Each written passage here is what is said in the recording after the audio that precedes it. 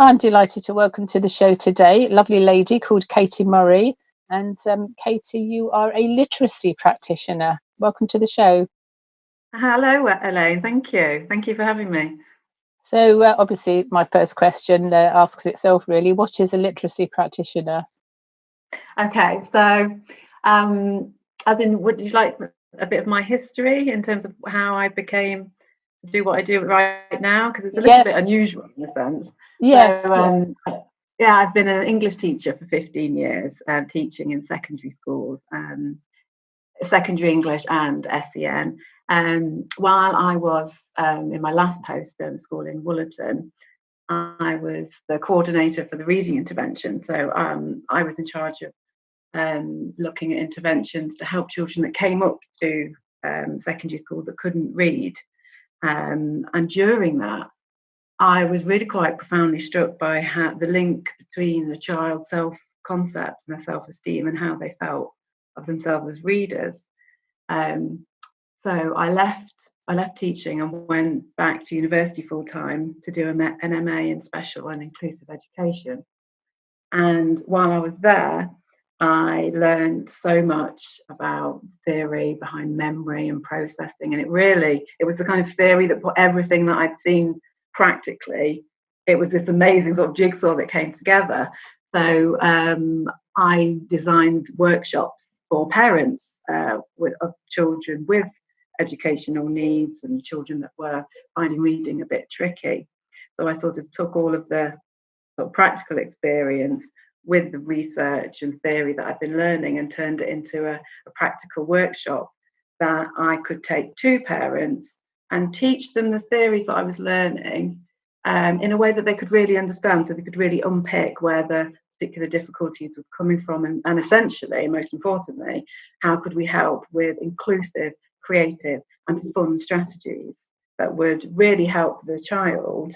But ultimately what I wanted to create was this sort of protective bubble around the concept of reading and that individual child and that parent's experience of reading, because once that becomes damaged, children can become quite shy and quite reticent about actually reading. So that's what a literacy practitioner is, I think, and I do lots of seminars and talks. I work for literacy charities where I go in and train their volunteers that go into schools using the research that I did in my MA that has now started, sort of kind of moved into a PhD, all about protecting children's self-concept while they're learning to read. Right, that's quite a long explanation. Yeah, that's consultant, but I think that sounds really like business driven. I think I'm more conceptually. I've lost your audio, Katie. You've moved. Oh no! Oh, you come back now. That's it. Carry on. So you were saying that you're kind of merging everything with the practical and the theory side of things. With a big dash of love is what I strive to do. So parents and families come to my house and we have workshops around the kitchen table, or I go to their house and sort of include the whole family in it. And when I leave, the idea is that they have a full understanding of their child's superpowers, how their memory is working, and lots of sort of individual, tailor-made, fun, inclusive strategies to help them love reading and feeling good about themselves again. So I see families every month or every 3 weeks. It's beautiful. It's a really rewarding and lovely thing to do. And I started it 3 years ago while I was at university. But now I'm kind of expanding, so I'm doing more talks and working for literacy volunteers. I do a lot of talks for them and I've trained their volunteers. I'm speaking. I know you told me not to do time sensitive, but I'm speaking at the university. So the research that I present is called A Heart Carrying a Book, and it's really relevant to anyone that's working with young children that are learning to read. So I'm doing some training for not City Council early years department, just because the way I present the research shows how emotional experiences and all the things that children get from reading that we might be overlooking, you know, identity development, taking personality traits of the character. And really, as I present that, I've found that different organisations and different practitioners are taking from that very different things. So your PhD is going to be fascinating to read. Oh, I started it a month before my breast cancer diagnosis. So I'm coming at it from a child's rights point of view. My belief, my very passionate belief, is that the UN Convention on the Rights of the Child, you know, everything needs to happen in the best interest of the child, is under threat by early testing. So my research comes from the point of view of this beautiful world that children experience when they're reading, but it's very emotional, and it needs protecting because they create their identity through their early reading experiences. Now, my argument is, if we take that's in complete sort of opposition and tension to what they're experiencing when they're in school with the, you know, now with the baseline assessment and the phonics assessment. So that's what the angle my PhD is coming from, and it's called Developing Self, Developing Readers. Well, from a wise old sage here who's gone through cancer more times than I can shake a stick at. Every time I've had a cancer diagnosis, I have learnt something. In terms of studying. So I've got my my psychology diplomas and nutritional diplomas and all this sort of thing. I've taught myself web design, a whole load of stuff, and it's a very good time to learn. So I would strongly urge you to concentrate on your PhD at this point, not to concentrate on expanding your business, because that will come, and your PhD is the foundation from which everything will flow. You've already got reputation, which obviously is very good. Otherwise, you wouldn't have been introduced to me, which is fantastic. I only have special people on my show, you see. Oh, thank you. So it sounds fascinating, and you're absolutely right. And about the joy and the love with reading, and not every child has an opportunity to have that experience with parents. We come from a society today where there's so many broken homes, and it's very difficult sometimes for parents who were working such long hours to have the energy, the time to sit with their children and so on. So I would imagine your support is a great comfort, and kind of giving the parents guidance on how they can manage all of this into a busy routine. Absolutely, yeah. And also I really want to get the message into schools as well, because just like, exactly, you're so right in what you say, we can't assume that every child is having the same sort of literacy rich experience at home. And so a real concern for me is that children that may not be enjoying that at home go into school, and, you know, everything's color coded and there's this real hierarchy of, if that's your only experience of reading and you're not moving on from one sort of phonic sound to the next until you've mastered them all, you've got a very different experience than someone who is getting that love and joy. I read a really interesting research piece about how picture books have, if not more, sort of common exception words and CVC words that you know that they put in the Biff, Chip and Kipper books. They're actually reading picture books in school and using those as the books that go home instead of the sort of more, dare I say, boring sort of Biff, Chip and Kipper ones. Would bring all of that identity creation and kind of imagination into children that weren't having it at home.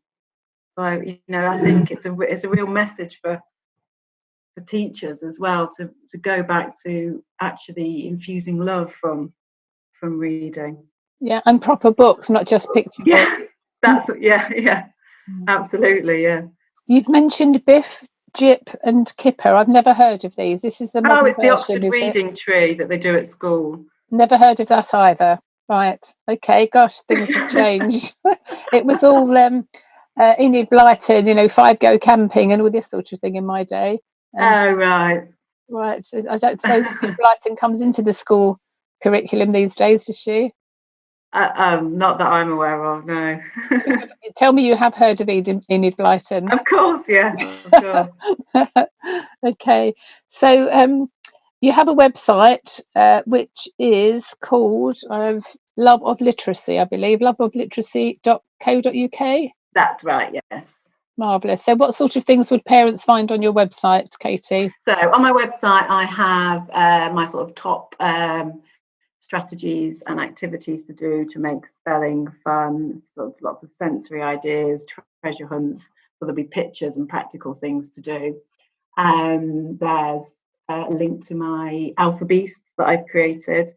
So they're my little animal reading cards, 12 animals, and each animal is rare or unusual, and its superpower links to a literacy or reading skill. So I use those in my workshops as well. And there's a place on there for schools as well. So there's parents, schools, and a bit about workshops. And there's a kids corner, which is really lovely, where children can post things that have particularly helped them. They send them to me on WhatsApp, and I put them up there. And children enjoy going on there because they can see the different things that children have said. Oh yeah, that was really helpful that I did, and now I've done it. And I get lots of excited videos sent through to me. Look, this is what I tried, and I've done it on my own. So I pop those up there because I think that's really important. Yeah, absolutely. Yeah, it's lovely. It's really nice. Giving them the confidence and help boosting them, just keeping them going, isn't it? Absolutely. It's all about putting the love back in instead of sort of the measurement and the judgments and, and how that makes you feel is, I think, really sad, especially how, precious that reading experience is. Tell us a bit more about your alpha beasts, your 12 animals. What are they? Superpowers. Okay.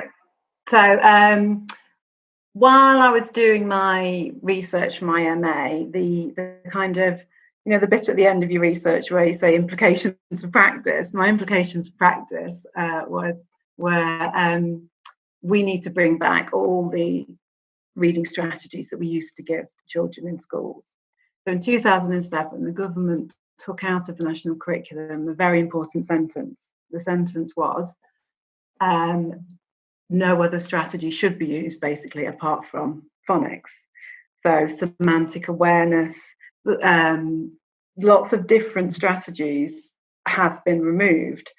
I wanted to offer a fun, inclusive, and kind of emotionally secure reading strategies back to children. So using the children in my workshops for help, and specifically my son, who found reading very difficult, we came up with all the different things that he used to find hard, and the children helped me as well, like silent letters, letters that pretend to be another thing, like Y makes an E sound, like mummy, all these tricky things. And using my research as well, and came up with 12 animals that were rare or unusual. And on the back of each, we've got a beautiful picture of the animal that was painted by my friend Thomas Webborn, and then painted by my daughter. On the back, you've got the facts about the animal, and then that links to a particular skill. So the bat-eared fox is the first one, got lovely big ears. And that, obviously, that first skill is listening back to the sentence that you've read, trusting your own voice. So you see a lot, because it's all based on phonics, you see a lot of children decoding and struggling with just saying the sounds and then moving on before they've actually said the word. And therefore the whole sentence is lost. And they keep going because that's what they feel reading is. So the bat-eared fox is the first one I use, and sort of wave, bat-eared fox, that sentence to me, please. And they say, oh, and they read it back to themselves. And it's given them that confidence to say it out loud. Did that sound right? No, say it again. Oh, and sometimes even just that word in the middle of a sentence, once you've said it aloud to yourself, it just fits in.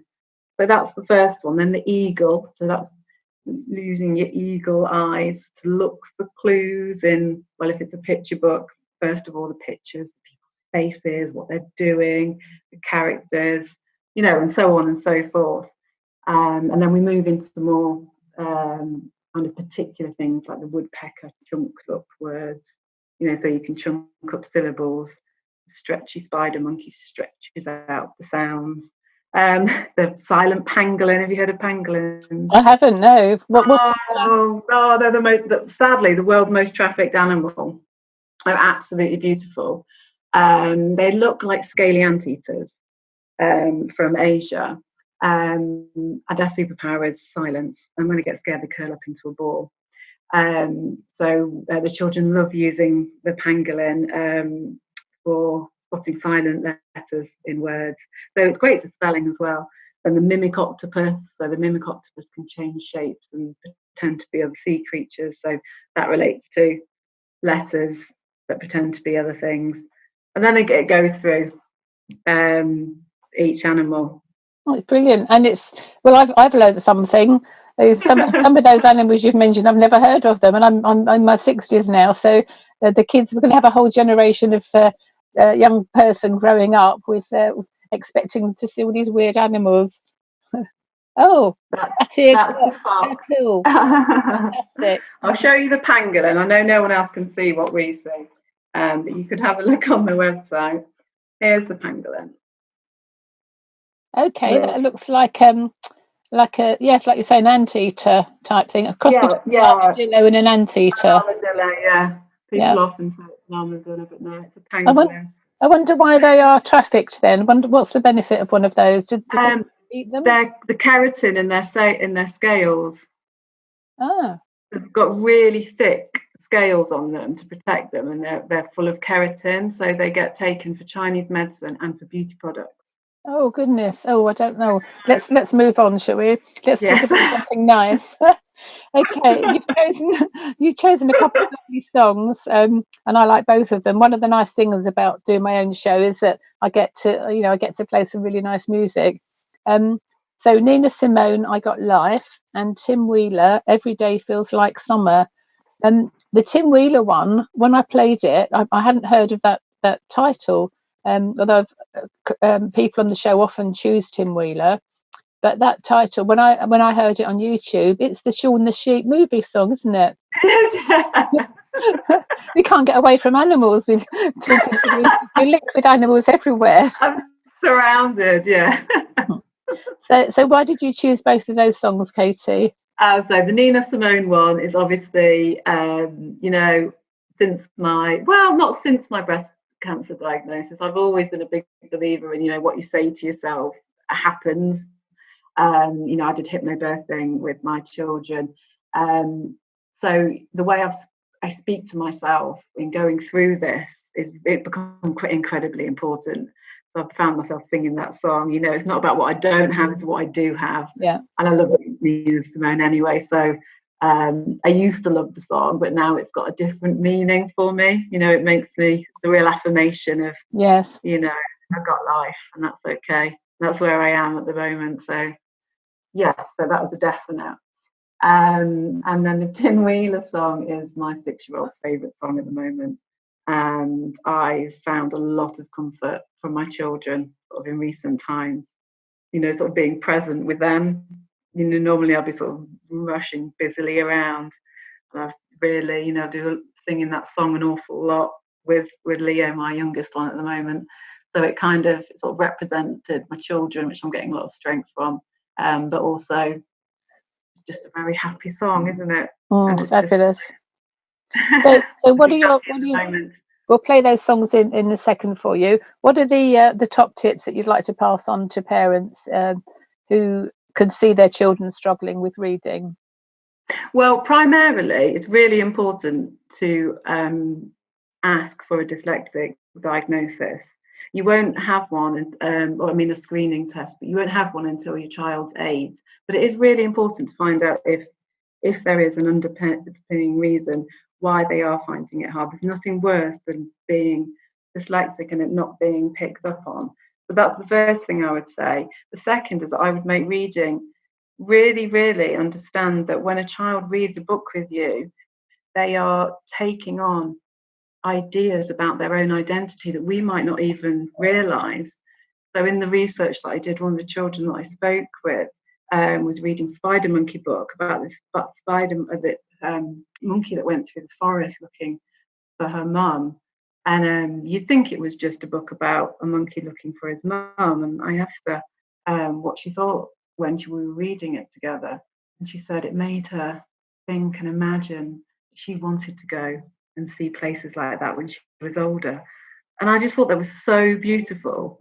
And she didn't volunteer that information, and it made me really understand how deeply private the reading is. And lots of the children spoke about how they were making kind of ideas about their future based on what we would consider a fairly straightforward picture book. So I spoke with 5 and 6-year-olds.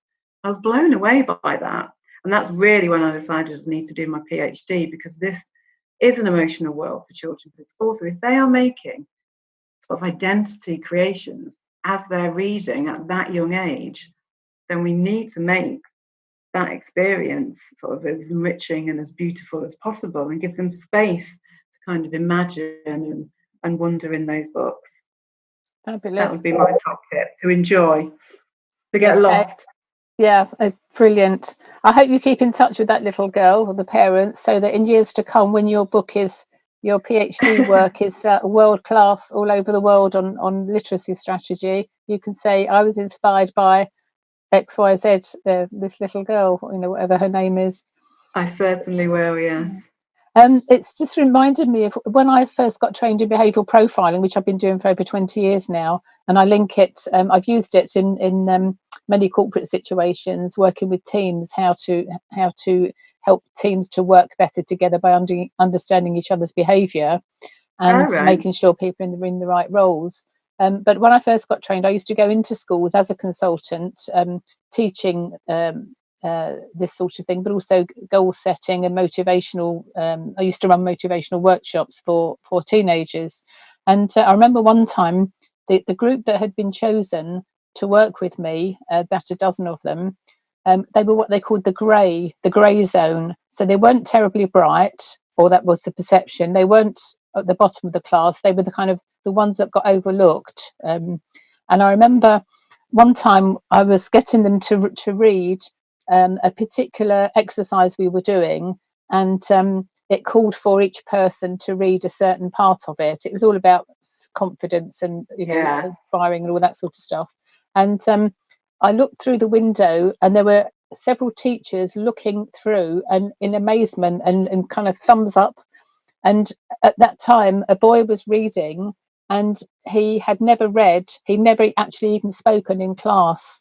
And this lad, he was. And I think, looking back now, my son has Asperger's syndrome, and I've done a lot of work with special educational at the top end with Asperger's and so on, the top end of the intelligence scale, but not lacking social skills and so on.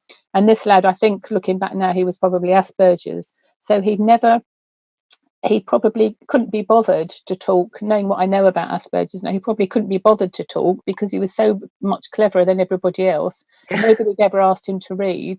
And that was a turning point for him. And it was through the reading. It was a turning point for him then for people to recognise that this young lad had got something to offer, and he was very clever.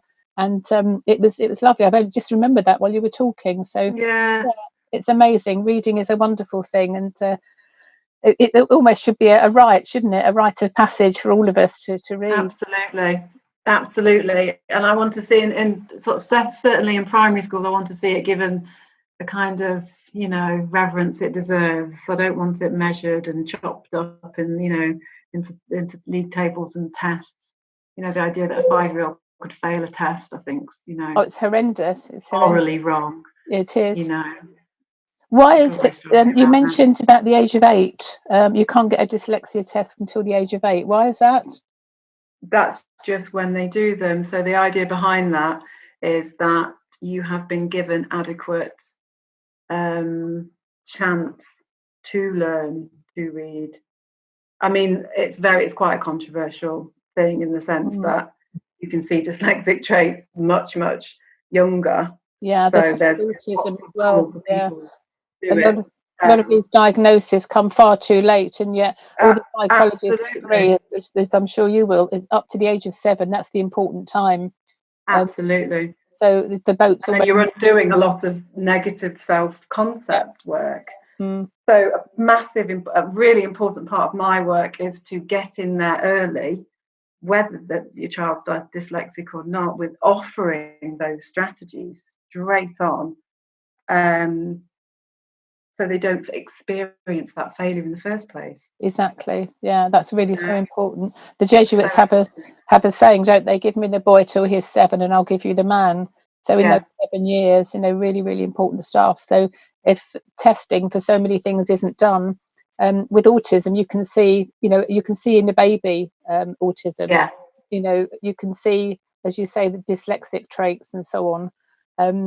And it's just such a shame that society doesn't allow us to. Well, you shocked me when you said about the strategy changed in 2007 and only phonics allowed. Yeah. That seems absolutely just crazy, absolute craziness. I agree. I cried writing my research paper. It was incredibly emotional. I had no idea that the government was so, I'd say, hell-bent on this. It's a good way. They like it because it's an easy way to measure, which is why the phonics test then came in. It's really not fair, because the dyslexic children can struggle with deciphering sounds. So to only teach the sounds of words, you're missing out. Well, you're missing out what reading really is. It's all about context and understanding, the semantic awareness of reading a sentence and knowing with the confidence there's one word in there you don't know, but if I read the rest of the sentence, I could work it out. Phonics is almost, with some children, not all, don't want you to get lots of complaints, de-skilling, So I think my youngest would have really, really struggled had I not taught him with the alphabet and taught him to use all of these other skills. Just pick the one that you want to use then, because he does read kind of like how I would read something that I didn't know. He comes to a word and he can work it out. But that's because of the confidence he got through understanding that he could stop and say it to yourself and look for clues, all these other ways. Because when he sounds out phonics, it doesn't make any sense, and he just tries, so if he only had that, he wouldn't be reading, and that's what makes me really sad. So it works for some, but not for others, and there should be different ways. Every now and then you see on Facebook, somebody will put a post, can you read this? And it will be on the Facebook gobbledygook, but actually when you look at it, you can read. And I think a lot of dyslexia is hidden, because a dyslexic person might be able to read that, which I don't want to call it words, but different letters, because they can make sense of it. Again, when I first got trained in profiling, another school I was at, and this was with infant children, quite bizarre really, the head teacher had a problem with attendance. Well, this was an infant school, so it's not the kids going to playing truant, it's the parents not bringing the kids to school in the first place. Absolutely. We found some funding, and I put on some workshops for parents, and we had about 6 or 8 week period, and we had the class at school time, so that meant the kids had to be in school, so they didn't have to worry about childcare. So that the head teacher got her tick in the box that the kids were in the school, and then I was working with the parents. And I would say half of them, I'm sure it was half of them, it was about being a role model for your child, and getting ready for going to work and this sort of thing, and transferring things you do at home, like cooking a meal, in business speak that can be classed as project management. So it's all these phrases and transferring things. And as I say, a good half of them admitted that they could barely read themselves, and it was only when their child was going to school and they were then trying to teach the children with reading, that they could only do picture books, because they'd kind of missed the boat, they'd got overlooked. And every one of them, they said they were overlooked at school, and as a result they just never got picked up that they couldn't read properly, and they'd come up with all sorts of strategies to make excuses that they couldn't read, because they were ashamed about it. Absolutely. It's amazing how much, when you look into it, how many areas of life people do get overlooked, and of course that affects their confidence. But reading is the very, very basics, and if you can read well, you can then teach yourself all kinds of things. Absolutely. And the speaking out loud as well, you were saying, I'm teaching myself Portuguese at the moment, and by reading I can read a lot better than I can speak, but by speaking out loud and repeating and repeating, it makes sense. So when I hear it written again, I can quickly go to that word because I know what it means, and so it's, you know, starting to flow. Using the Batty fox, I love it. Yes. So there we go. Well, it's been lovely speaking with you, Katie. So tell people about your website again. What's the address? loveofliteracy.co.uk. Okay, there's lots of fun strategies on there, and you can meet the alpha beasts. Lovely. Have a little read. And there's links to some of the articles that I've had published from the British Educational Research Association on phonics and the emotional world of the reader. Brilliant, absolutely brilliant. Well, it's been a joy to speak with you, and good luck with everything that you're doing. And I look forward to seeing you come out with your PhD. Oh, when do you finish it, by the way, your PhD? Well, I had started it part-time, so I've got 8 years, but I was trying to do it in 4 years. Okay, but we'll see. I didn't expect to have breast cancer at the beginning of it. Well, use it to your advantage, because it is. I will. You know, when you have these health challenges, you do see life a lot differently, don't you? You certainly do. You certainly do. Thank you. Fantastic. All right. Well, lovely to see you. Well, I'm seeing you, but the guests, the listeners won't be. Lovely to speak with you, Katie, and take care. Thank you very much. Thank you. Bye-bye now. Bye. Bye-bye.